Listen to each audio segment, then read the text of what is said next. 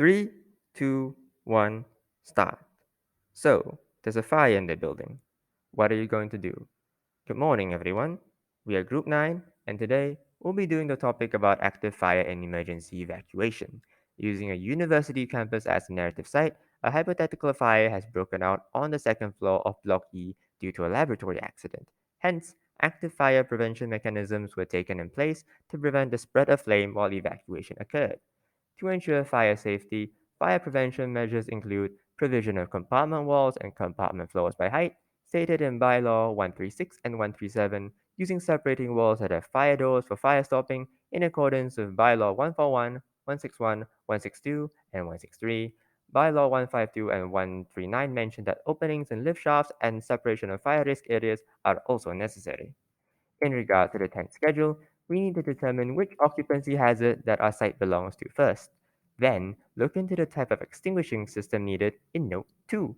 Next, Note 3 tells us about the required type of detection and fire alarm, while special requirements about fire appliance access, fire extinguisher, and smoke detector can be found in Note 1 and 4 to 8. When a fire broke out, Bylaw 225, 237, and GFP 13.5.2 state that smoke detectors detected the smoke emitted by the flame, which then activated the automated fire alarm system. If the main power supplies were compromised, the whole system would have been powered by the emergency power system to ensure the continued function of smoke detection, illumination, and fire alarms in accordance with Bylaw 253 and GFP 13.6. Also, GFP 13.4 and Bylaw 241 emphasize that the manual call points were used to call for immediate help, while visual-based fire alarms were located at noisy places or if the premise facilitates deaf occupants. After informing the occupants about the fire via the voice communication system, occupants should start evacuating following the exit routes. Buildings should have at least two exit routes on opposite sides of the building, stated in Bylaw 169.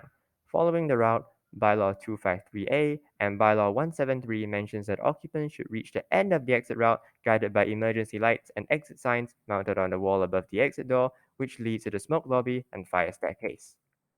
Bylaw 196 emphasizes that smoke lobbies should allow occupants to exit a building unimpeded by smoke. The firefighting staircase must directly lead to the open space or final exit in accordance with Bylaw 197 and 174.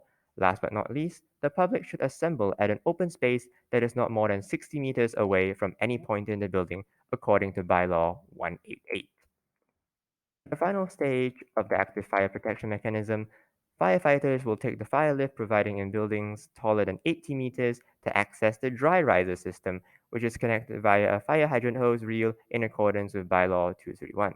Meanwhile, the public can also use the hose reel to extinguish small or medium fires which are installed in recesses at open areas to not obstruct the escape route. Sprinkler system is also installed with the presence of water supplies, automatic pumps, control valve sets, all associated pipes, sprinklers, and devices. Last but not least, it should also be noted that there are five types of extinguishers: water, foam, powder, carbon dioxide, and wet chemicals, which are all color coded and are classified differently to serve different purposes. According to Bylaw 229, fire extinguishers are placed at exits and corridors not 20 meters from any potential fire hazards. That's it for today's presentation. Thank you all for your attention, and please stay safe during a fire.